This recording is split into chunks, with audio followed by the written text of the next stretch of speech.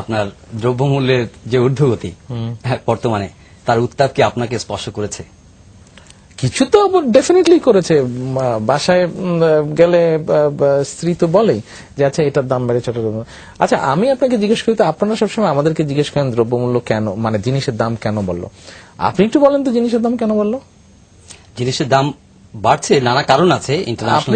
আপনি বলেন না। আচ্ছা একজন পলিটিশিয়ান হিসেবে আজকে আমি একজন সাংবাদিকের কাছে জানতে চাই, আপনি বলেন তো জিনিসের দাম কেন বাড়ছে?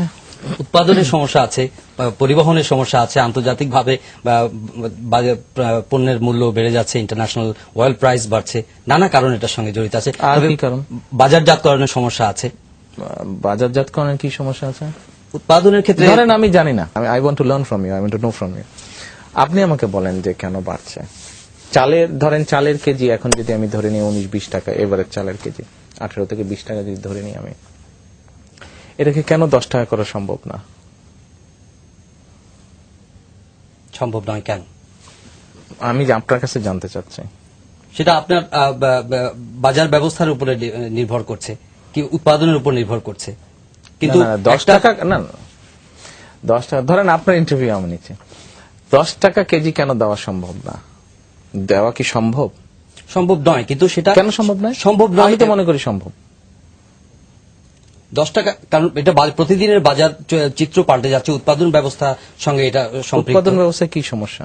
উৎপাদনে যদি আপনি প্রপারলি যদি সার, ডিজেল, বিদ্যুৎ সেগুলো যদি আপনি প্রপারলি সরবরাহ করতে না পারেন, সেক্ষেত্রে তো উৎপাদন হ্যাম্পার হতে পারে। উৎপাদন যদি হ্যাম্পার হয় তাহলে বাজারের দ্রব্যমূল্য তো স্বাভাবিকভাবে বাড়বে না। সার, ডিজেল, বিদ্যুৎ এইবার তো আল্লাহর রহমতে আপনার বাম্পার ফলন হয়েছে।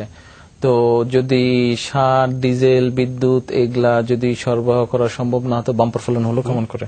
ক্রপ বেশি হয়েছে, লাস্ট ক্রপ সিজনে ক্রপ কিন্তু বেশি হয়েছে।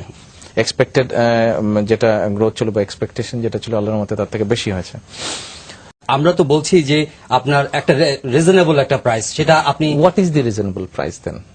For a KG, for 1 KG rice যেটা নরমালি মানুষ খায়,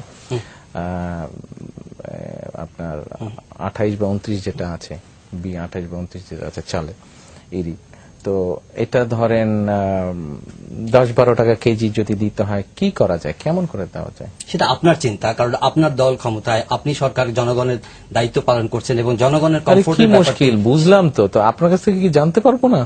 আপনার কাছ থেকে একটা জিনিস জানলে আমি গিয়ে আমার দলকে বলতে পারি, আমার দল ওটা নিয়ে চিন্তা করে, হতে পারে আপনি যদি বুদ্ধিটা বাতলে দিতে পারেন, এটা করলে দেশের মানুষ উপকৃত হবে। না, আমি তো রাজনীতিবিদ নই। রাজনীতিবিদ না, তাহলে দেশ নিয়ে তো চিন্তা করেন। রাজনীতিবিদ হলেই কি দেশ নিয়ে চিন্তা করতে হবে? সরকার তো আমি পরিচালনা করছি, ডাজন্ট ম্যাটার।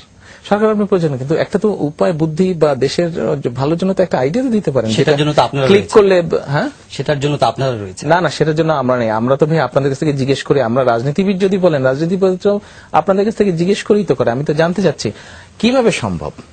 হ্যাঁ, সেটা আপনারা খুঁজে বের করবেন যে কিভাবে জনগণের সহনীয় পর্যায়ে দ্রব্যমূল্যটা রাখা যায়।